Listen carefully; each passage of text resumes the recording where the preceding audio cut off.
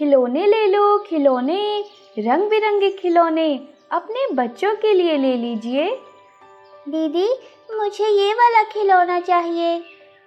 मुझे जल्दी खिलौने बेचने होंगे, शाम होने वाली है, मुझे घर जाने में देरी हो जाएगी। रानो वापस खिलौने बेचने लगती है। शाम होते ही खिलौने बेचकर रानो अपने घर की तरफ निकल जाती है। जंगल में रानो का घर एक छोटे से पेड़ पर था, जिसमें वह अकेली रहती थी। बचपन में ही रानो के माता पिता दुनिया छोड़कर जा चुके थे, जिसके बाद रानो खिलौने बेचकर अपना गुजारा कर रही थी। एक दिन की बात है, रानो खिलौने बेचकर बाजार से घर जा रही थी। तभी उसे रास्ते में एक लोमड़ी नजर आती है, जो उसका रास्ता रोक लेती है। आज का दिन तो बहुत अच्छा है। बाहर निकलते ही मुझे अपना शिकार सामने मिल गया। आज तो बहुत समय बाद मुझे चिड़िया का मांस खाने को मिलेगा। अगर हर दिन ऐसी सुबह हो तो क्या ही बात होगी। मुझे शिकार ढूंढने जंगल में भटकना नहीं पड़ेगा। ए दुष्ट लोमड़ी, मेरे पास मत आना, चली जाओ यहाँ से। नहीं, मैं कहीं नहीं जाऊंगी। तुम्हें खाए बिना मैं यहाँ से हिलूंगी भी नहीं। मुझे बहुत भूख लग रही है। मेरे पास आओ चिड़िया, और मेरा नाश्ता बनो। आज मैं तुम्हें मज़े से खाऊंगी। यह लोमड़ी तो आज मुझे खा ही जाएगी। मुझे कैसे भी अपने जीवन की रक्षा करनी होगी। अरे लोमड़ी बहन, क्या तुम्हें पता है चिड़िया का मांस इतना स्वादिष्ट नहीं होता। खामखा तुम्हारा स्वाद बिगड़ जाएगा। ए चिड़िया, तू क्या मुझे बेवकूफ़ बना रही है? मैं लोमड़ी हूँ, लोमड़ी। मैंने बहुत सी चिड़िया को अपना भोजन बनाया है। चिड़िया का मांस बहुत स्वाद होता है। आज बहुत दिनों बाद मुझे शिकार में एक चिड़िया मिली है। आज मैं तुम्हें खा कर रहूंगी। हाँ, तुमने बहुत सी चिड़िया खाई होंगी, पर सभी चिड़िया एक जैसी नहीं होती। एक दिन एक लोमड़ी ने एक छोटी सी चिड़िया खा ली थी। 14 दिन तक उसका पेट खराब रहा और 14 दिनों में वह कुछ नहीं खा पाई और वहीं मर गई। क्या तुम सच कह रही हो? छोटी चिड़िया खाना इतना खतरनाक हो सकता है? नहीं, मैं तुम्हें खाकर अपना पेट खराब नहीं करना चाहती। हाँ, तभी तो मैं तुम्हें बता रही हूँ, अगर तुमने मुझे खा लिया तो तुम भी उसी लोमड़ी की तरह मर जाओगी। नहीं, मैं तुम्हारी बातों में नहीं आऊंगी। तुम मुझे बेवकूफ़ बनाकर यहाँ से भागना चाहती हो ना? नहीं नहीं, मैं तुम्हें बेवकूफ़ नहीं बना रही। तुम तो लोमड़ी हो, तुम्हें कौन बेवकूफ़ बना सकता है।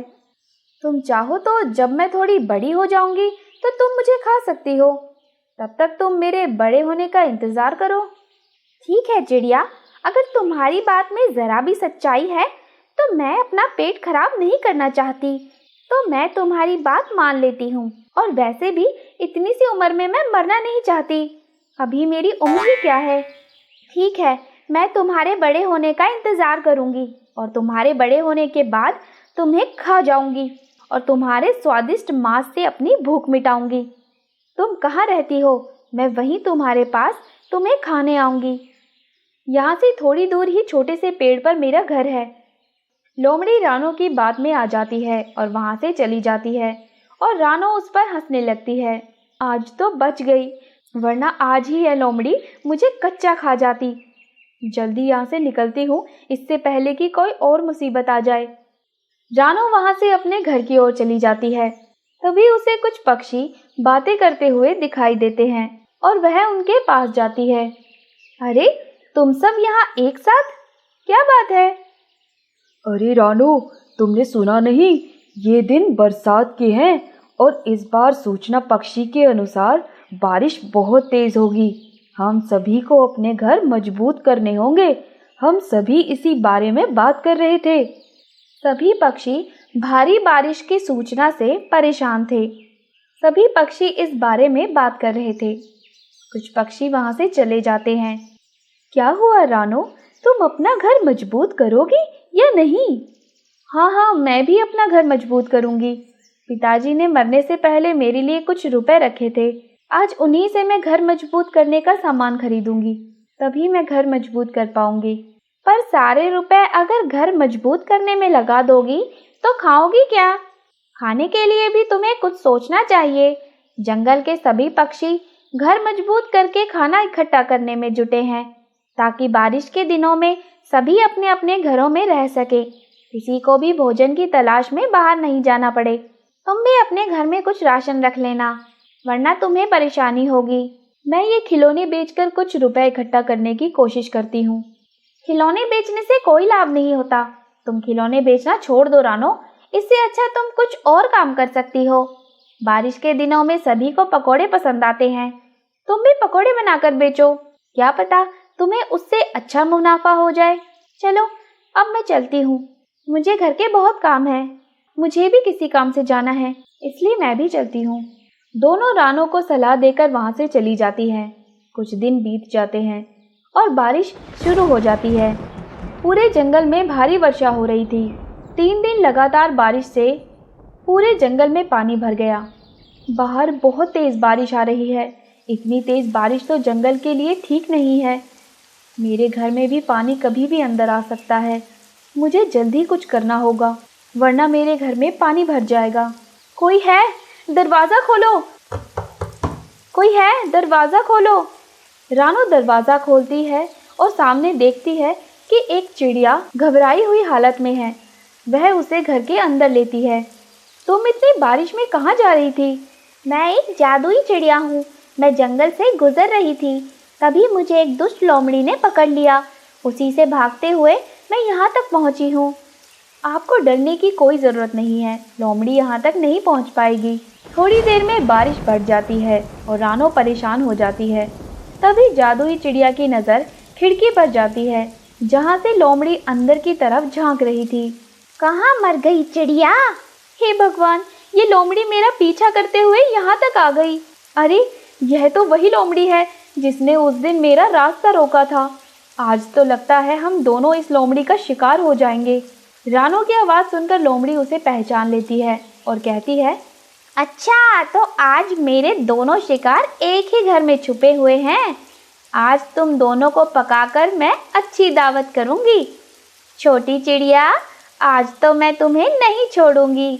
उस दिन तुमने मुझे बेवकूफ़ बनाकर वहाँ से भगा दिया, पर आज मैं तुम दोनों को खाकर अपनी भूख मिटाऊंगी। आज तो इस बारिश में चिड़िया का गर्मा गर्म मांस मिलेगा। हे भगवान, यह लोमड़ी तो हमें पकाकर खाने का सोच रही है। इस घर को तोड़ने में उसे चंद ही समय लगेगा। काश कि मेरा घर पक्का होता, तब यह लोमड़ी इस घर में नहीं आ पाती।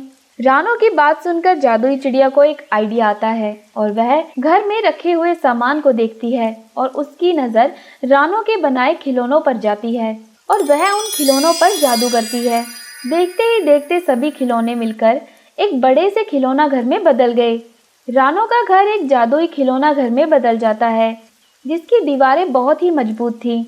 जैसे ही लोमड़ी घर के अंदर आने की कोशिश करती, खिलौना घर उसे दूर फेंक देता। रात भर बारिश के कारण जंगल में बाढ़ आ गई और लोमड़ी उसी में बहती चली गई। धन्यवाद जादुई चिड़िया, आज आपके जादू के कारण हम इस लोमड़ी और बारिश के कहर से बच पाए हैं। धन्यवाद तो मुझे तुम्हारा करना चाहिए। तुमने मुझे इतनी बारिश में पनाह दी, वरना वह लोमड़ी तो मुझे खा ही जाती। यह कहानी है सुंदरवन जंगल की, जो दिखने में बहुत ही सुंदर हुआ करता था। वहाँ के जानवर और पक्षी हंसी खुशी खेती और बाकी काम करके अपना गुजर बसर कर रहे थे। उसी जंगल में एक हैंडपंप था। वह हैंडपंप जंगल के सभी वासियों की जीवन रेखा था। जंगल के सभी जानवर वहीं से पानी पीकर जाया करते। पक्षी उसी हैंडपंप से पानी भरकर लाते। एक दिन की बात है, हरियाली रात में अपनी बहन से मिलकर सुंदरवन जंगल आ रही थी। तभी जंगल के हैंडपंप के पास उसका रास्ता भोलू, बाज और कालू रोक लेते हैं। कहाँ जा रही हो हरियाली? ज़रा यहाँ भी तो देखो, तुम्हारे बिना हमारा जीवन कितना सूना सूना लगता है। हाँ भोलू बॉस, आज तो हरियाली को बात करनी ही पड़ेगी। क्या कहती हो हरियाली? भोलू की बात का जवाब दो। मुझे जाने दो, मुझे तुम में से किसी से कोई बात नहीं करनी है। मेरा रास्ता छोड़ो, मुझे घर जाना है। बहुत रात हो गई है और माँ मेरा इंतज़ार कर रही होगी। अरे कहाँ जा रही हो? हमें भी ले चलो साथ में। यूं ही हरियाली को परेशान करते हुए भोलू और कालू धीरे धीरे उसके पास जाने लगे। हैंडपंप के पास पानी गिरे होने की वजह से हरियाली का पैर फिसल जाता है और उसका सर हैंडपंप की दीवार से जा लगता है। गिरते ही हरियाली की मौत हो जाती है। चारों तरफ खून के छींटे गिरे हुए थे। भोलू और कालू यह देख वहां से भाग जाते हैं। अगले दिन हैंडपंप से पानी लेने झिलमिल काकी आती है। अरे ई का है? ये तो कोई पक्षी मर गया है रे। अरे ई का हो गया? ई तो हरियाली बिटिया है। सुनो पक्षियों, देखो हरियाली बिटिया हैंडपंप से टकराकर मर गई। काकी के चिल्लाते ही सारे पक्षी वहां जमा हो जाते हैं। अरे ये कैसे हो गया? लगता है रात में कुछ ना दिखने के कारण हैंडपंप की दीवार से टकराकर हरियाली बिटिया की मौत हो गई है। सभी ने हरियाली को हैंडपंप के पास ही जमीन के नीचे दफना दिया। हरियाली के मरने के कुछ दिन बाद हैंडपंप के आसपास अजीब घटनाएं होने लगी। हैंडपंप से रात में अजीब आवाज़ आती। अपने आप हैंडपंप चलता, जिसमें पानी की जगह खून की धाराएं बहती। यह देख जंगल के सभी पक्षी डर जाते हैं और रात में कोई भी हैंडपंप के पास जाने से डरने लगा। इसलिए सभी दिन में ही पानी भरकर अपने घर में रख लिया करते। आज की रात नया गीत कोई गाऊंगा। कालू कहाँ हो? मैं तुम्हें कब से आवाज़ लगा रही हूँ, जल्दी आओ। अरे मुझे कौन बुला रहा है इतनी रात में? लगता है कोई हसीना है जो मुझे अपनी ओर खींचे चली जा रही है। अरे ये क्या, मेरी तो बोतल भी ख़त्म हो गई। कैसा जंगल है, सूरज ढला नहीं कि सभी अपने घरों में चले जाते हैं। बोतल खरीदने के लिए भी बाजार बंद हो गया है। कालू और कितना समय लगाओगे? आओ ना, मेरी रूह तुम्हें दिल से बहुत याद कर रही है। आज तो लगता है बोतल नहीं, ये मेरी प्यास बुझाएगी। चलो जाकर देखता हूँ किस हसीना की रूह मेरे लिए तड़प रही है। कालू आवाज़ के पीछे पीछे जाता है और उसी हैंडपंप के पास जाकर खड़ा हो जाता है। आवाज़ तो यहीं से आ रही थी, अब ये आवाज़ बंद क्यों हो गई? हसीना, ओ हसीना, कहाँ गई तुम? कालू की आवाज़ से हरियाली हैंडपंप से बाहर आ जाती है। ये रही तेरी हसीना। तुम दोनों मुझे उस दिन यहाँ तड़पता हुआ छोड़कर चले गए। मैं चिल्लाती रही पर तुम दोनों ने मेरी एक ना सुनी। मैं उस वक्त जिंदा थी। अगर तुमने उस वक्त मेरी मदद की होती तो मैं आज जिंदा होती, पर तुम दोनों वहाँ से भाग गए। आज मैं तेरी जान लेकर अपने मन को शांत करूँगी। नहीं नहीं हरियाली, उस दिन हमारी कोई गलती नहीं थी। हम तो बस तुम्हारे साथ थोड़ा मजाक कर रहे थे। हमें नहीं पता था तुम मर जाओगी।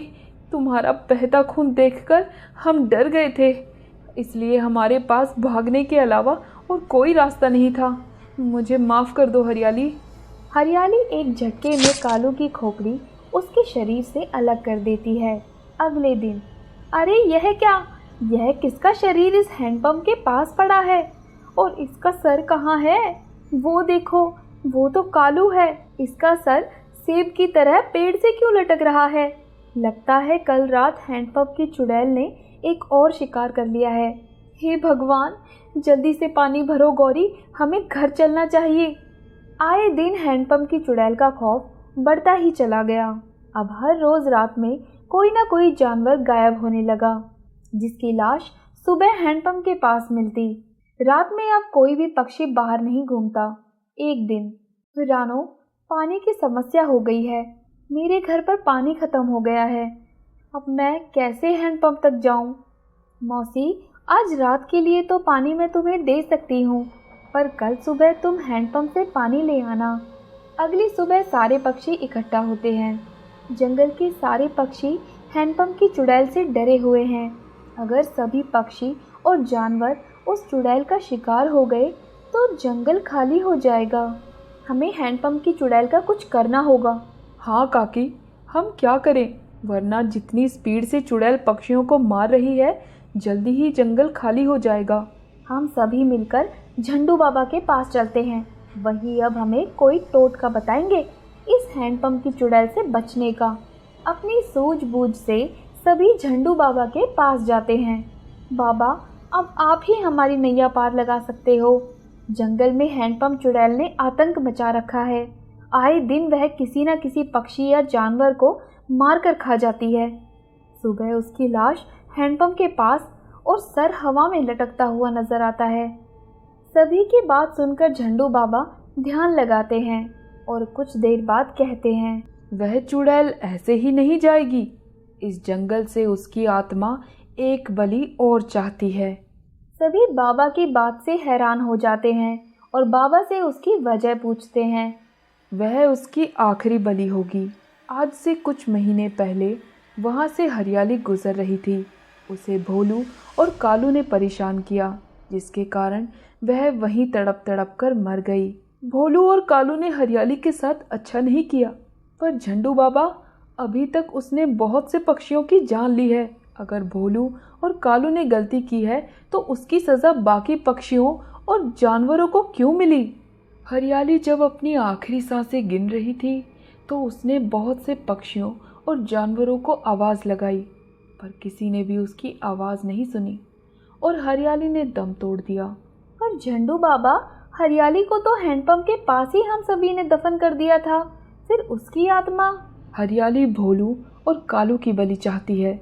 उन दोनों के कारण ही हरियाली की मौत उस हैंडपंप के पास हुई। जब तक वह अपना बदला पूरा नहीं कर लेती तब तक उसकी आत्मा उसी हैंडपंप में कैद रहेगी। मतलब जब तक भोलू नहीं मरेगा तब तक बाकी पक्षियों की मौत होती रहेगी। अच्छा है अगर भोलू इस दुनिया से चला जाए। वैसे भी उसने सभी पक्षियों के नाक में दम कर रखा है। हर बार वह किसी न किसी पक्षी के यहाँ चोरी करता हुआ पकड़ा गया है। अच्छा है, उसे तो मरना ही चाहिए। जहाँ पक्षी भोलू की मौत की दुआ कर रहे थे, वहीं भोलू भी हरियाली के पास पहुँच जाता है। आज तो मौसम बहुत ही सुहाना है। आज रात को मैं पूरे जंगल में घूमकर इस सुहाने मौसम का मजा लूंगा और किसी के घर से खाना तो किसी के घर से बोतल चुराऊंगा। भोलू, कहाँ हो भोलू? मैं तुम्हारा कब से इंतज़ार कर रही हूँ। तुम अभी तक मेरे पास नहीं आए। ये क्या? ये तो हरियाली की आवाज़ है, पर वो तो मर चुकी है। फिर हरियाली की आवाज़ में मुझे कौन बुला रहा है? इतना क्या सोच रहे हो? आओ ना, मेरे पास आओ। लगता है कोई और पक्षी हरियाली की आवाज़ में मुझसे प्रैंक कर रहा है। इसे तो अभी मैं बताता हूँ। भोलू उस आवाज़ के पीछे पीछे हैंडपंप तक पहुँच जाता है। कौन है? कौन मुझे आवाज़ लगा रहा है? ऐसा कहते ही हरियाली भोलू के सामने आ जाती है और कहती है, मैं आवाज़ लगा रही हूँ भोलू।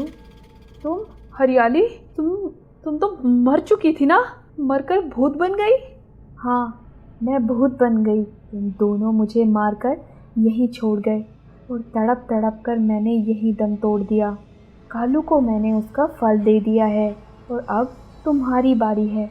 आज तुझे मारकर मैं हमेशा हमेशा के लिए मुक्ति पालूंगी।